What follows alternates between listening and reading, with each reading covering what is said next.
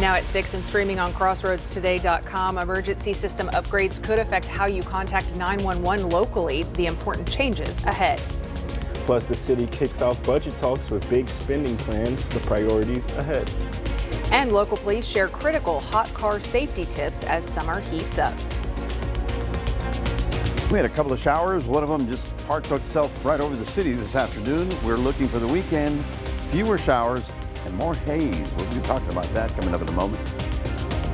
And today we had Tidehaven battling Ganado in the Division III State Championship. There for 7 on 7s. We'll have this crazy game and all that other action coming up in sports. You're watching 25 News Now at 6. Good evening and thank you for joining us. I'm Shauna Curry. And I'm Trenton Whiting, in for Don Brubaker. The city of Victoria is working on its budget for the next fiscal year. The first budget meeting took place this morning inside city council chambers. The estimated $253 million budget includes $25 million for city residential streets and thoroughfares, along with increased budgeting for the police and fire departments in order to buy more equipment and vehicles, along with employee pay raises. Victoria's city manager says the main priority is a focus on public safety and employee relations. The upcoming budget is heavy on police and fire, as well as overall trying to enhance our pay program for everybody else. We've been doing that for the last 6 years. And as a matter of fact, over the last 6 years, we've improved pay by almost $10 million. And so that's a substantial investment on our part, which we hope to continue to do because our people deserve it. Garza says the budget will be made official after the tax rolls are received at the end of July. The official budget will then be presented during the August 5th City Council meeting. Final approval for the fiscal year 2026 budget will take place in September. The 2026 fiscal year runs October 1st, 2025 through September of 2026. The city of Victoria is responsible for maintaining around 326 miles of roadway. And when potholes pop up, that's a lot of ground to cover. This is Skyview 25 over Southwest Bend Jordan at East Basin. If a pothole damages your vehicle, Director of Public Works Ken Gill says the city does not handle reimbursements directly. Instead, drivers should file a claim through their auto insurance provider. And if you spot a pothole that needs repair, you can always report it through the city's website or by calling the hotline at 361-485-3160. Well, Texas is seeing a troubling trend. Tens of thousands of reports of elder mistreatment every year.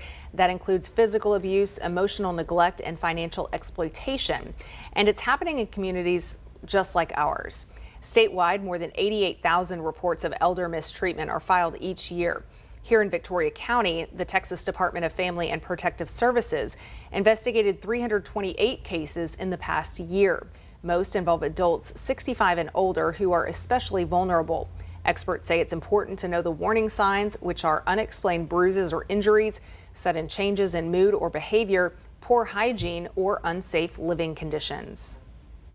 A large population of vulnerable adults, 65 and older, and adults 18 and older with disabilities that are most likely the most vulnerable in our communities, and recognize that we all are, we have a responsibility to look out for them and ensure that they are safe and protected. Adult Protective Services works closely with law enforcement and local agencies to protect seniors and respond quickly to signs of mistreatment. If you suspect elder abuse or neglect, you are urged to speak up. Reporting it could help protect someone who cannot protect themselves. Well, another serious and often overlooked danger is children left in hot cars. Yeah, and even with more awareness efforts, it continues to happen across the country. 25 News Now reporter Ray Mosley has a closer look at this issue. Ray? Yes, Trenton and Shauna, every 10 minutes, the temperature inside a car can jump by 20 degrees. That's dangerously fast, especially for kids. On average, nearly 40 children die in hot cars each year in the U.S. That's about 1 every 9 days. Most of them are 3 years old or younger. And over half of those cases, the adult simply forgot the child was in the car. Experts say rear-facing car seats and changes in routine can make it easier to miss. Officer John Turner with the Victoria Police Department says there are simple ways to prevent this kind of tragedy. Never leave a child in the car, even for a minute, because we've seen people, well, I'm just going to go inside for a minute, and minute turns into 15 minutes or a half an hour. They forget the child's in the car, and injuries can happen. With these safety tips, one of the things you can do is put something that you need for your day, like a purse, computer, backpack, whatever you need to get through your day, in the back seat with the child. Police say if you see a child left alone in a car, call 911. Experts urge parents to always check the back seat. It could be a critical factor that saved that child's life. Trenton, Shauna, back to you. Thank you, Ray. And speaking of that hot weather, we're in for some hot weather for sure. But at least for right now, we've got a little break from those usual summer temperatures with the rain showers that we're getting recently. So that's pretty nice. Yeah. So let's go to Mac Perez for our first look at our forecast. And Mac, we're nearing record rainfall for the month. So are we going to continue getting these rain showers and adding more to the bucket, or are we going I think, be a little shy? What's funny today is that it fell in the city, but it didn't fall in the rain bucket, so we can't count today. But over the next couple of days, because we're almost at the end of the month, we might be getting very close to the record. We're already at 11 inches for the month. Our record June was 13 inches, so it's possible we'll get up there, but it's already in the top 10 June as wet Junes. Coming up, we'll be talking about the weekend, the haze, and the tropics, all coming up in a moment. Text to 911 might not work in some areas of the Golden Crescent this July. Counties like Victoria, Jackson, Goliad, Gonzales, Lavaca, and DeWitt are all upgrading their emergency systems. So if you try to text 911 and get a not available message, don't panic. You'll just need to call instead. Voice calls will still work just fine. TTY and TDD services are still available as well. It's all part of a big system upgrade to make emergency response faster and more reliable for everyone within the Golden Crescent region. So this brings us to our viewer poll. Would you feel comfortable texting 911 in an emergency if calling was not safe or possible? Yes, no, or not sure. And overwhelmingly 91% of voters say they would feel comfortable texting 911 if they weren't able to actually call and talk to a dispatcher. But we want to hear from you. Visit crossroadstoday.com/vote to let us know. Ham Radio Field Day is back, and the Victoria Radio Club wants you to be part of the fun this weekend at Lone Tree Creek Park. The 24-hour event kicks off Saturday and runs into Sunday. It's a chance to camp out, make radio contacts, and connect with folks near and far. It's all part of a nationwide tradition where amateur radio operators set up outdoors to practice emergency communication skills. Stop by to watch, learn, or even give it a try. There's no experience needed. The Trump administration expands the military's role at the border to the southern tip of Texas. You can read this full article by visiting crossroadstoday.com. The Montgomery County Sheriff's Office is investigating an apparent family murder-suicide. The deadly incident happened Thursday after a man is accused of driving head-on into a dump truck. Brianna Willis reports. Sky Eye over a home off FM 149 near Millhouse Road, where the Montgomery County Sheriff's Office says they found a 77-year-old man identified as Jeffrey Love dead after receiving a 911 call at 8:54 Thursday morning. This male had multiple sharp force trauma to the head and what appeared to be sharp trauma to the head, and a machete was found nearby. Investigators say just 2 minutes before that call, they also received a 911 call for a head-on crash on FM 149 about 100 yards away from the home. Sky Eye also over that scene, showing the damage to a dump truck and a Toyota SUV that deputies say the suspect was driving. They say the suspect, now identified as 35-year-old Nicholas Petropoulos, died at the scene, and they believe the crash was intentional. There is video evidence that the suspect accelerated and entered into oncoming traffic just shortly there before the collision was observed. This evidence was captured by a witness who had a dash cam that captured the entire incident. The situation shutting down a portion of FM 149 for hours as the damaged vehicles involved were towed away. Detectives say the suspect was the stepson of the man found dead at the home, and they're still working to learn what may have caused the attack. They're still interviewing family members there's no indication that there was any type of toxic relationship between the stepson and the father. The driver of the dump truck was taken to a hospital, but there's no word on his condition. Remember to subscribe to our YouTube channel, Crossroads Today. Hit the like button and click the notification bell. Stay with us. Coming up on 25 News Now at 6, the economic mood improves, but with a warning. What consumers are saying now and what experts still expect. And a major deadline looms for Republicans to pass Trump's big, beautiful bill, pushed to get it done before July 4th.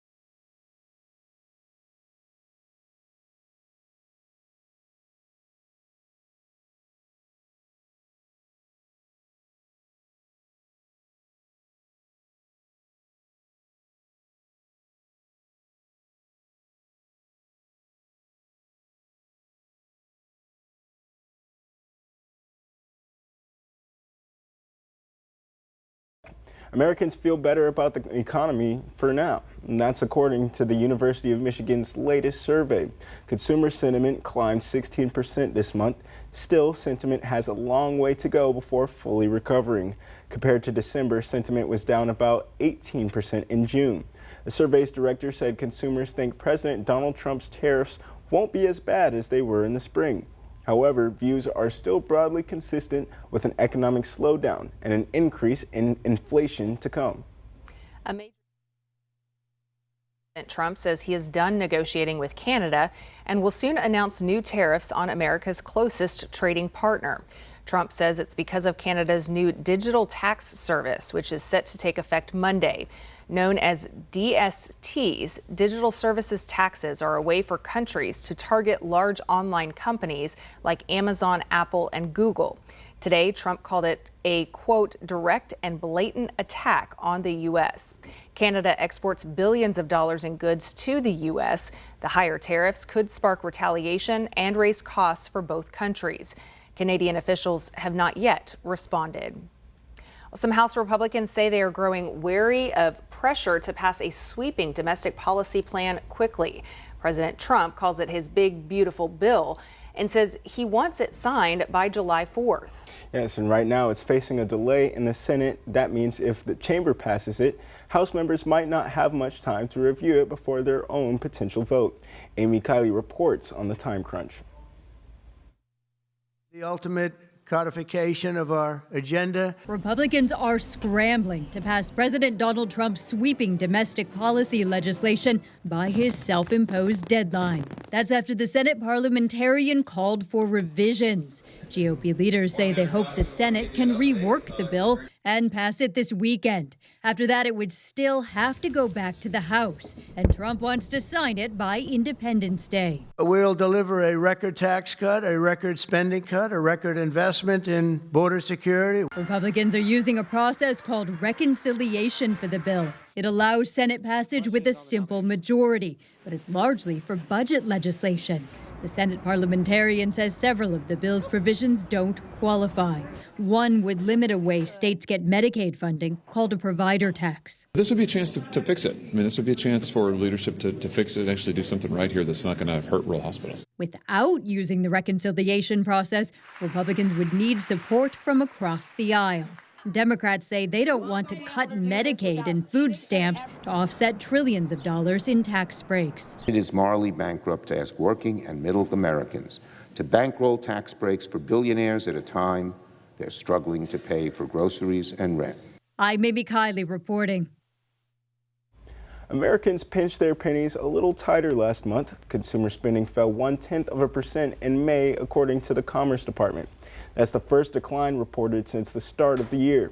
One main factor, a nearly 50% drop in vehicle sales. Economists say that's largely due to people buying cars in March and April before the Trump administration's tariffs went into effect. The Commerce Department's report also says people are easing up on going out to restaurants and hotels. Consumer spending fuels nearly 70% of the U.S. economy. Well, good afternoon, everybody. 85 degrees right now, a little on the warm side. We had a thunderstorm that came right over Navarro and parked itself for about an hour, but it didn't hit the rain gauge at the airport, so it goes down as a dry day today, and the rainfall totals are quite impressive. So it went down to 0 today, although I know you got wet. But for the month of June, we're up to 11.25. That is 7 inches above normal for June. And that brings our year to 2519, and we're 5 above on that. So 13.25 is the record June rainfall. Could we match it? Possibly. Got a few more days in June. We'll talk more about it coming up after this.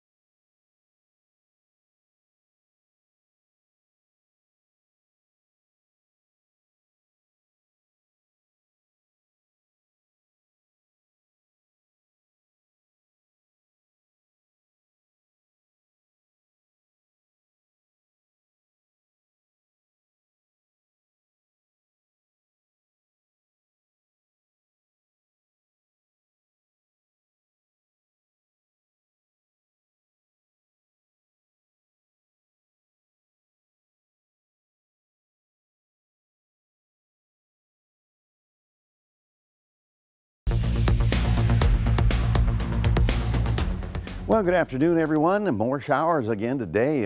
It's kind of almost getting to the point where we're going, okay, thank you, that's enough for right about now. We just needed a little bit regular rain, you know, not all at one time.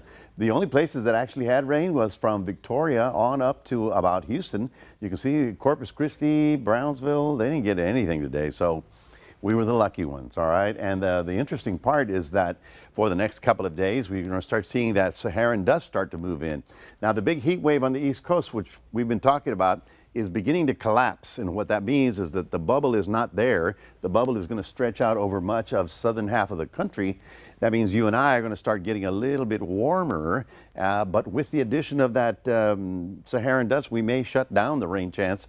Here we are, there's a storm. Let me see, right, that one. Right, just stayed there for about an hour and a half, and then finally fell apart. So this evening, it's going to be very pleasant. All the thunder showers are decreasing, but while we expect more sun tomorrow and less cloud cover, you still can't rule out one of these because there's just so much moisture in the air.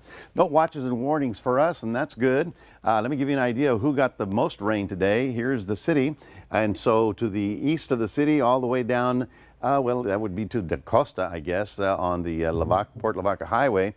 And then south of Inez, they got a lot of rain. They're very close to Vanderbilt, as you see right about there. Goliad didn't get a whole lot over here, but looks like Fannin and the Coleto Creek got a little bit more out to the west. Tonight, no changes in our overnight temperatures, getting down to the mid-70s, and tomorrow we're looking again at the 90-degree stuff. Now, the big news is that we do have something in the Gulf of Mexico. We are looking at what could be a possible tropical storm. Now, first of all, around this area, which is Central America, you have a very generalized, broad circulation. That's called the Central American Gyre. Okay, right here you see this stormy weather. Well, let me zoom in a little bit.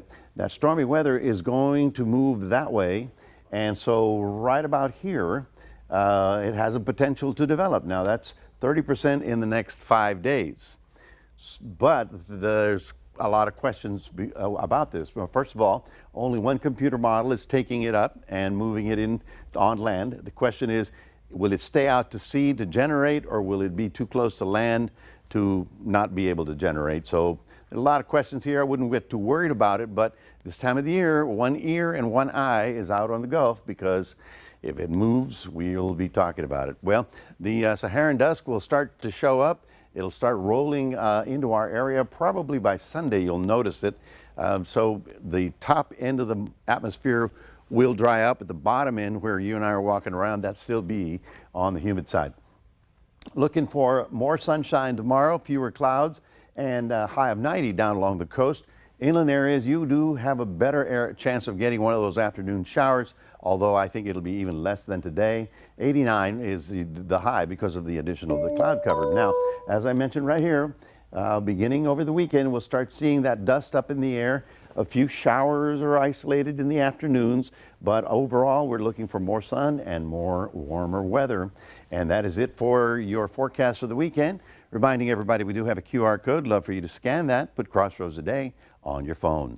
Well, Aztec Ford in Goliad is giving away a free generator that could power your entire house in case the lights go out when that matters the most. It's quick and easy to enter. All you have to do is go to crossroadsaday.com, click the menu, hit entertainment, and then hit contests. And when you see this graphic, Storm Ready Power giveaway, enter your name and address, and good luck. We got about another week to go before we give it away. We're giving it away after July the 4th. That's just a little tease. We'll toss it back to Shauna. All right, well, thank you, Mac. Well, now time for sports. Yeah. And, you know, hard to believe, but we're getting ready for football. So let's send it over to Max Williams. Yeah, I was going to say, Sean, we're already preparing here for CFL coming up here in a couple months. And one team that's also trying to get a secret revenge is the El Campo Ricebirds, who again lost to Cal Allen last season. So how will they do this year? I'll tell you their 2025-2026 schedule coming up. Sports.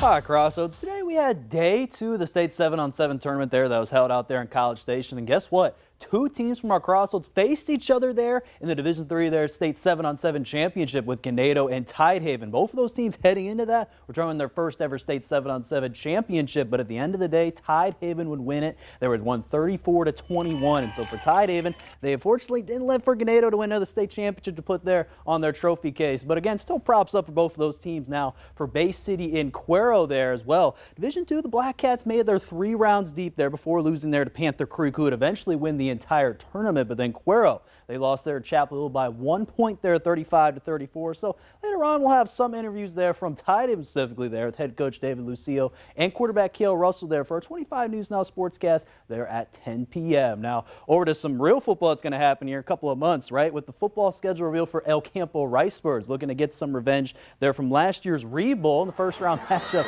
they had there versus Cal and Wildcats. This year, El Campo will have 2 scrimmages. They'll be at LaGrange there August 15th, and they'll be at home versus Belleville August 21st. Then they'll begin the season on the road there at Warden. That game will start at 7 p.m. Some other key matchups to keep an eye on. They'll be home there versus Needville September 19th, and then back-to-back games there, Bay City and Calhoun. They'll have both those games at home, so that could be an advantage for El Campo for sure. October 24th will be there for Calhoun, and then again, actually, pardon me, flip that for Halloween will be Calhoun. Bay City will be October 24th. So if you want to see the full El Campo schedule, just go to crossroadstoday.com/sports. Over, how about Palacios? They got a new defensive coordinator here today, and Derek Crash, where he officially will be the new also defensive backs coach as well as defensive coordinator for Palacios. He's going to be the head boys track and field coach as well. He's entering his first season. And Cash, before he got there, was an El Campo graduate, and he was a 3-year starter at defensive back at Baylor University. So he's got a lot of pedigree there for Palacios. So they're looking to change that culture there. Obviously, we talked to Travis Hoffer earlier in the year, so we'll see how they do going into football season. How about some softball action for Industrial Minor Girls Little League softball team? They became District 27 champions there last night, and they got big production there from both the Weinheim sisters and also got other production from them as well. They're going to move on to sectionals. Going to start next week. Do not know the time and place yet, so that will still be determined for next week. And then finally, how about this? High school baseball had 3 Crossroads star players in Victoria East, Ryan Steele, Howsville, Jorian Wilson, and El Campo's Lane Schultz being honored under the Texas High School Coaches Association, their super elite team. And Wilson was honored under the Slugger of the Year, and then both Steele and Schultz were hitting up there again, second place overall again with Steele in on base and batting average this season. Congrats to all these players getting these honors for these teams. And how about this? The Generals will play Game 2 versus the Gumbo Gators in Lake Charles. They won there last night 9-3. They're looking to keep that winning streak going. We'll have a final score later tonight for sports at 10 p.m. And that's going to do it here in sports. Trent and Shauna, back to you. Thank you, Max. And we're back in a moment, but it was a big day for a big reptile. How one South Dakota attraction marked a special milestone.